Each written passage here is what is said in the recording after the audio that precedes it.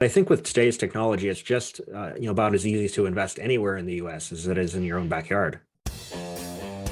Hello and welcome to Pillars of Wealth Creation, where we talk about creating financial success with a special focus on business and real estate. I'm your host, Todd Dexheimer. Now, let's get to it. Hello and welcome back to Pillars of Wealth Creation. I'm your host, Todd Dexheimer. With me, as always, we got Matt Jones on these Wednesdays. Matt, how are you doing? I'm having a great day. How about you, Todd? Oh, doing well, man. Doing well. It's a beautiful fall day. The leaves are falling. You know, it's funny, Matt. My son is trying out for his hockey right now, and so trying out to make one of the traveling teams. And I was just like thinking about it. I was you you go to these tryouts, you drop your kid off. You can't look in the arena because parents get crazy if their kid doesn't make the team, and they go like bananas after everybody that's doing the evaluations. Like, my kid should have made the A team, blah, blah, blah, and get all mad at them. So they said, forget it. No parents are allowed in there. We're going to block the windows off. You can't even peek. You can't go into the locker rooms. You can't do anything. And so anyway, so I go for a run, get back, and I'm like, as I'm going for my run, I'm like, man, I'm more nervous than my kid is about this. And it's funny because I know exactly probably what team he's going to make. It's pretty much a given. I mean, I know how good he is. I've coached most of these kids, so I kind of know where everybody lands, and so there's really no surprises what exact team he's going to make. But it's just funny. Like, I'm like, I'm so interested. I want to see this. I want to know. Anyway. Totally sidetrack, because that's not what we're talking about. But just what's going on in my life right now. I just was laughing at myself. I'm like, I don't know why I'm even thinking about this, because again, I know exactly what team he's already going to make. Yeah. Well, very fun. I mean, all parents want the best for their kids, of course. So I Yeah, can. yeah, it's fun going through it. So it's a good time. So anyways, what are we actually going to talk about today, Matt? How does technology affect real estate investing?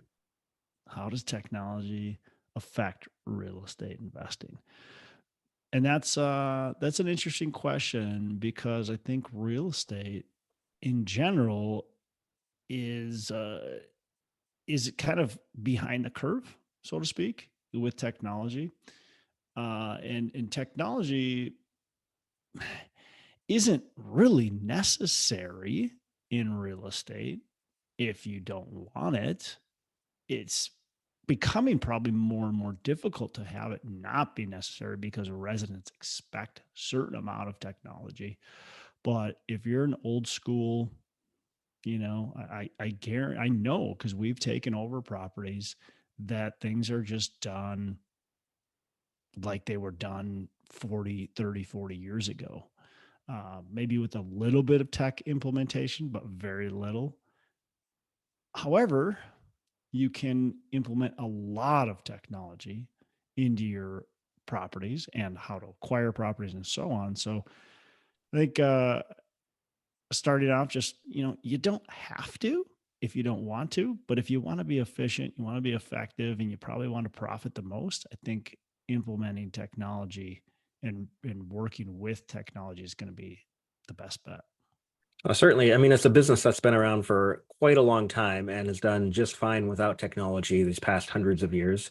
And even today, I agree you can do it without, but it's just things move faster now with the technology, and you almost have to have some kind of technology incorporated into your real estate investing to really keep up. Unless you just have like one single family house and you have Yeah, a good resident in sure. there and You don't nothing need to a worry about. Yeah, yeah. Yeah, you maybe have your computer, and you have you keep track of their payments and other payments, right? So that's the simplest form. And like, I look back at my journey, and that's how we started. When we had a couple of houses, and we collected rent just the old-fashioned way, mail the rent in um, to our office, and then we would collect the checks, and I would enter that into the computer system, but that's about it. Like, that was the technology, is that we would enter their rent that they paid into an Excel spreadsheet that they paid that month. And then we would track all the tenants like that. And then we would, go to the bank and deposit. I remember driving to the bank with a bunch of checks and depositing the money. And Um, that was really the technology. It was more on the bookkeeping side. It wasn't resident facing. They didn't have anywhere to go to check on the status of anything, of theirs, or, if they wanted to make a repair request, they had to call me or send an email. So I guess that was the next technology, is email, right? So that's how I started out, and have evolved, quite frankly, a lot since then. And I'm probably fairly slow to implement new technology. So I may be the wrong guy to be asking some of these questions for, but you definitely talk about a little bit about, my journey, where we've gone and where we're going. Yeah, and I think it all depends like how complex of an operation you have. Like the more complex, the more technology you want to make it things go run smoother. It doesn't necessarily mean you need a like a Monday.com sort of workflow process involved, but it could just be Excel spreadsheets or Google spreadsheets. Yeah, for sure. So to give you an idea of kind of what we're using now, I mean, we've got a lot of technology implementation. So for my smaller properties, what we implemented was, it was, what was it called? It's now apartments.com, but it was called something different. Rent. I can't remember what it was called. But the residents then were able to pay online. They had their own little portal. They could make repair requests online. They could pay online, ACH. They could pay via credit card if they wanted to, and all of our um, all of our background checks too became online. I used to do paper background checks, and then I would go through, I guess, the technology there is I'd go through a specific company to run them on the computer. But now, well, not now because I'm not doing it anymore, but it evolved to then they would fill out everything online. I wouldn't handle any paper. They'd fill it out online. Boom, that's done. Then when the lease came, or when we accepted them, so that was still verbal and still is, hey, we're going to accept you. They get a phone call and an email, and then they get to log into this portal where then they can sign the lease. They get to review and sign the lease and then set their account up. So it's a lot just more convenient, a lot less hands on for me to be able to do that. And I I think that one of the biggest benefits to some of this technology is just the tracking systems that you're able to keep. Now, I don't have to have paper copies of everything everywhere all the time and going, oh crap, I forgot to record this. No, it's automatically recorded into our system and we're set. That's a good point. You know, when I worked in the corporate world, I really liked being able to pull data and see the trends and make predictions of the future based on the past. And it's a lot easier when you have that electronic data than when it's on paper. Yeah. Yeah, it's man, it's amazing. So yeah, now we use all kinds of different things. So I mean, like, look, for property management, we hire third party property management out, but they're using systems like Resman, Appfolio. There's other ones, Buildium, and I don't know, I'm missing a bunch. Yardi, yeah, there's Yardi, yeah. There's all kinds of them, and these are good management tools. And there's a lot of technology within them that allows property management companies to do a lot of things. And so, we can track a lot of data. We can track how many showings we had, how many people clicked, and looked at our properties. We can see the data real time, like how many people are actually interested or potentially interested, how many people then are calling the office, how many people are actually setting up and showing up for a showing, and how many people are being converted. So now we can see our traffic flow of what's going on. That's really, really valuable to be able to track that type of information. We can see very detailed, very quickly, easily. We can sort it really quickly when our leases are coming due, what the lease, when, the lease expirations, if they're going month to month, whatever it is. We can track, new leases and what kind of rent bumps we're getting throughout the board. And you can easily see that when you offer a specific rent bump, hey, the residents are rejecting that size of a rent bump, but they're accepting this size of a rent bump. We can track what units have been renovated at what level. Sometimes we might do a top tier finish, like a platinum level, call it, and then we might do a middle tier finish, a silver level, and maybe we're even just doing a unit turn level. So that's our classic or something like that, and we can see then how the rents coordinate with each other and make better decisions based on, okay, look, this platinum level is getting a $100 premium over the silver, and then the classic is $100 behind the silver, and we can go, okay, well, how much money can we put in for our ROI to work? Does it make sense to do platinum, or maybe it doesn't because we're only getting a $25 bump over the silver level? So we go, well, let's stop doing platinum and let's keep doing the silver. So there's a lot of different things that these property management software tools can really help us track and understand. And of course, delinquency, occupancy, loss to lease, all that kind of stuff is definitely easily tracked, and expenses too. Yeah. And sometimes I talk to people who are scared to invest across the country. They're only willing to invest locally. But I think with today's technology, it's just about as easy to invest anywhere in the U.S. as it is in your own backyard. Yeah, I mean, as easy as it's ever been, right? And Yeah. it'll probably continue to get easier. You mentioned Monday.com. We use Airtable, very similar. We also we use the Google Suite as well. So a lot of data is tracked in our Google Drives, different spreadsheets that are organized, and we've got our dashboard for our construction dashboard that tracks. And it's amazing at some of the technology that you can implement and how quickly you can sort through. We've got my business partner set up a severity tracker right within that construction dashboard. The severity meaning, when is the unit becoming available? So if it's 30 days or less, it's got a severity of 4. If it's 30 to 60 days, it's got a severity of 3. If it's more than 60 days, severity or it's, I guess, 60 to 90, I think it is, severity of 2. And then if it's you know beyond that, a severity of 1. And then I think there's another there's 9, and 9 means it's a month to month lease. And so you can easily just try. We go, oh, I just want to see what severity 4, I want to see what severity 3 is. And we can see how many units are coming and when, and what do we need to do, how do we need to prep for it. And that's really important for our contractors, to when our contractors have the work and they go, well, what's coming up, we go, well, here, let me check. Boom, boom, that's what's coming up. And they have access to it, so they can do it themselves. They can see, oh, I can see October 31st, I've got 14 units that are coming available to me. I got to get these units done before October 31st because I got 14 more units coming at that date. And we can make sure that materials are ordered. We can make sure everybody's lined up to start the job right away. And that way we're not waiting around. We're going, oh crap, 14 units are coming up today. We got to order. We already know when we order materials. We already know when the contractor and the property manager go into the building or into the unit, look through.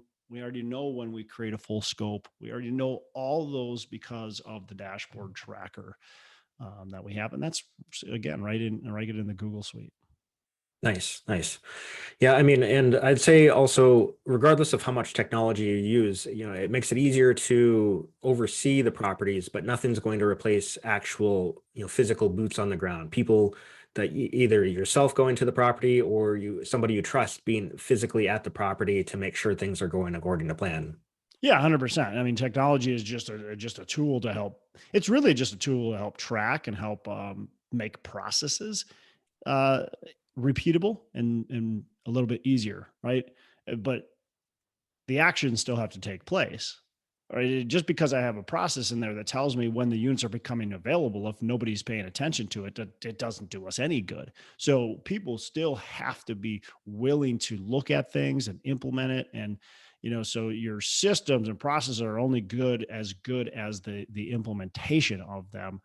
But we're more and more we're looking at how do we become more efficient, How do we become more systematized?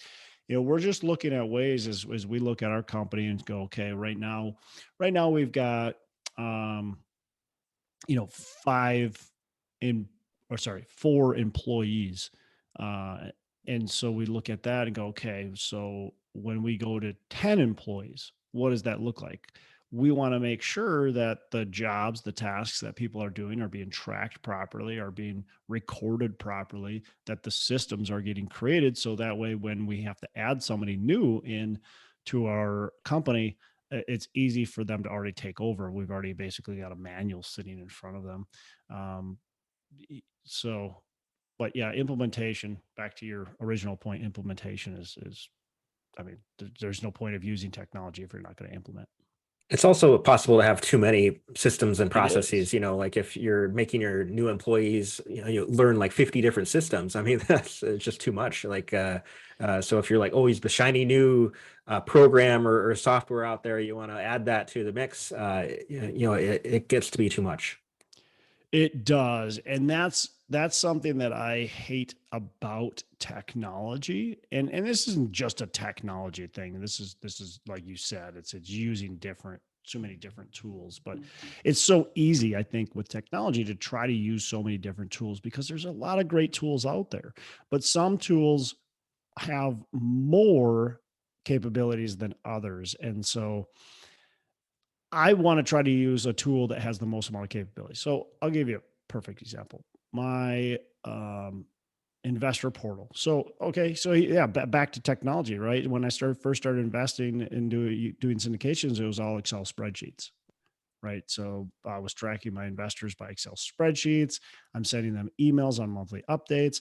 Here's a great example, man, of the failure of not using great technology is I was using email and I was BCCing all my investors. And so every single month I would copy and paste and somehow or forward whatever emails. And somehow throughout this process, a handful of my investors got deleted from the BCC, and I didn't notice it for many months until one investor was like, "Hey, I haven't seen an update from you in quite some time. What's going on?" And I'm like, "What are you talking about? I send them every single month.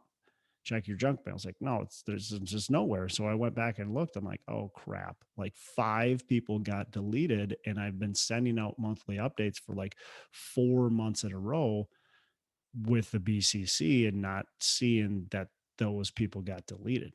You got a huge list and you're trying to look through that list. It was a list of, whatever it was, like 35, 40 people.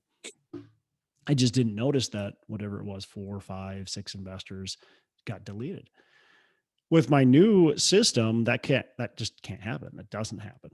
They're automatically in there. I don't send via my email. It sends an email, but it also is recorded in the portal, so they can go to the portal anytime, and all the updates are right in there.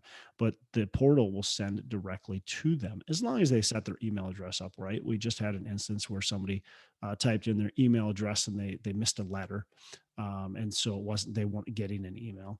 Um, so that's I don't know. You can't call it really a technology fail. That's just somebody just accidentally missed a letter.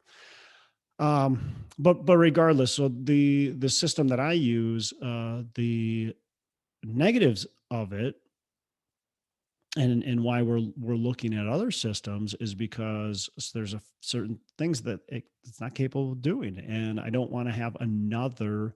And that's what we do right now. We have two things. So we send out all of our kind of monthly updates, newsletter updates, I guess, to all of our investors and prospective investors. We send that through MailChimp, right? Um, our portal, we send all our actual investor updates on property specific through our portal. So we've got these two systems that don't talk to each other, right? And that just doesn't make sense. I've got two systems that don't coordinate well with each other. I'd like one that coordinates with itself. So I can utilize, I want a good CRM system that also can double as my investor portal, that can also double as my, you know, my monthly newsletter. um, uh, system as well. And so sometimes we got to look at what we have and okay, what are the issues with it, and is there something out there that can help us, you know, simplify? Because I don't want 20 different things, man. I can't keep track of that. I get irritated with that stuff. I mean, I've expressed it before with other things that we've done with our conference. It's like I can't keep track of all this crap. Yeah, fair enough. I mean, whatever technology you're using, it should make your work easier, unless like it's adding like more value than what the trouble it's causing you is.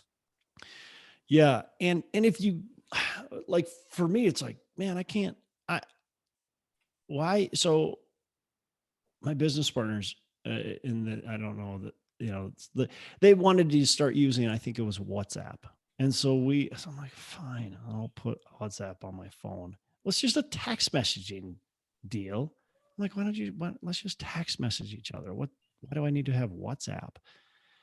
And we used it for a little while. I'm like, this is stupid because I got one more thing I got to track. And outside of business, and so I don't know, we've kind of just stopped using it. Nobody said we're stopping. It's just text messages are what we're using, or email.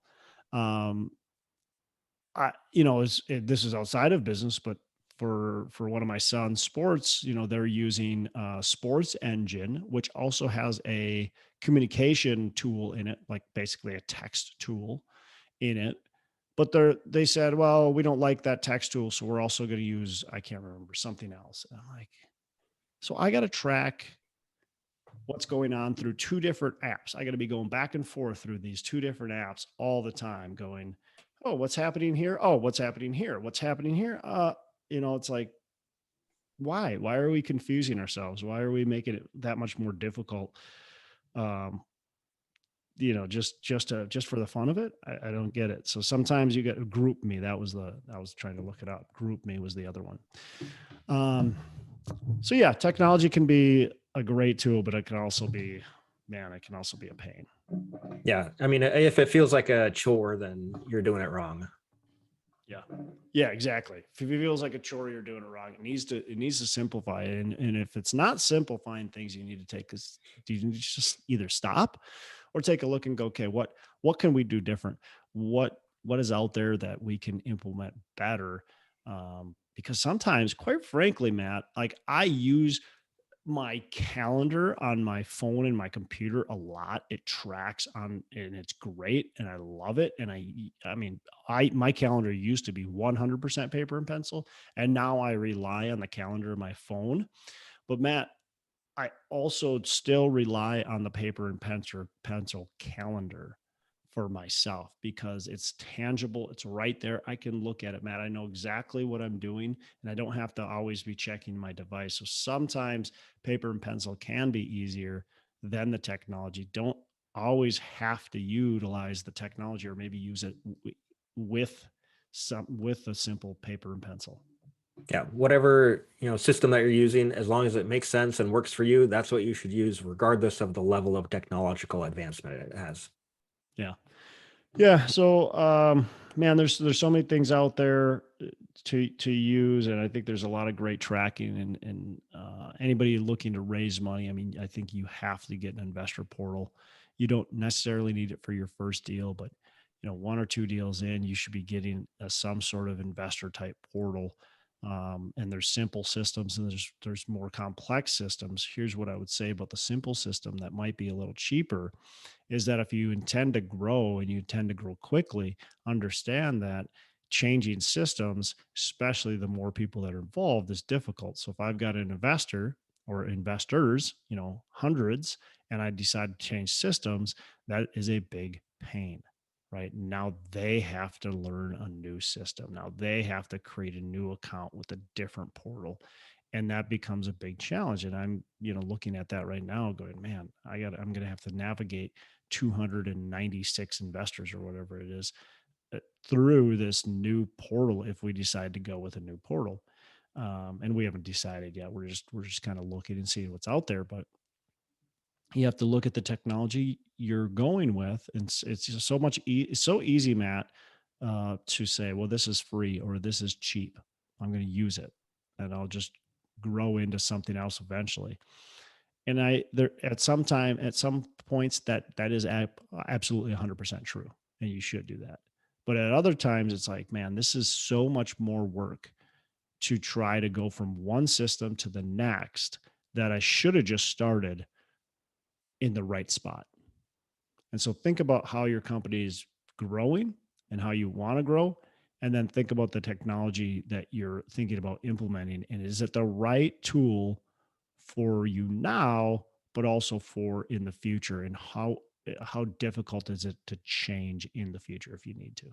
Yeah, that's a great point. I mean, I agree. I've switched systems before, and it's just a hassle to get to know, but then also to have a whole bunch of other people that you're working with try to get to know as well. Then you're like, oh man, I just caused so much pain for these people unnecessarily. Yep. Yep. Yep. It's so, yeah, it's just, again, it's easy to go, hey, this is free or this is cheap and I'm going to use this. But sometimes that's not the right answer. Yeah. All right, man. Is there anything else you want to cover? No, not Okay. today. I mean, I think that, look, again, real estate has a lot of room for technological advances, and I think we're going to continue to see it. I mean, you look at the title work, and you look at the attorneys and all the stuff that they're doing, and valuable. But I think technology will continue to streamline a lot of that stuff. And not saying we're going to ever be able to get rid of attorneys or title companies, but I think a lot of that is just old, and we're not using solid technology. And um, even accounting still, we can get better. um, I think about the K1s we send to our investors. That should be a really easy process within the portal, and it's not. And so there's so many different things that we can implement with technology that I think will really help streamline things, and make it way easier for you as an investor, make it way easier for your residents, and make it way easier to buy properties, to sell properties, and so on. So if I could, that's a big thing I look at too, is how much, like how what's my user experience. So my main users are my investors and my residents. Like what's the user experience for them? And is this easy? Is this the Cadillac, or is this the the car that's on cinder blocks? Yeah, and I'm excited to see where technology will come in the future. I imagine like the real estate or the real estate agent's job will either some of it or all of it will become obsolete because of technology in the near future. Yeah, hard to see it becoming completely obsolete, but who knows? Who knows? But I think that definitely technology will help continue to improve the efficiency of a realtor. And my guess is, if we look into the future 10, 15, 20, maybe longer, but there'll be a lot less realtors out there. And the ones that are out there are going to be really good at what they do. They're probably not going to get paid as much per transaction, but they'll get paid as much or more than they do now, because they'll have volume, and they can do that volume based on the technology that's available today, or at that time. I mean, Yep. so well, cool, man. Hey, you have a fantastic rest of the day. Make every day Saturday.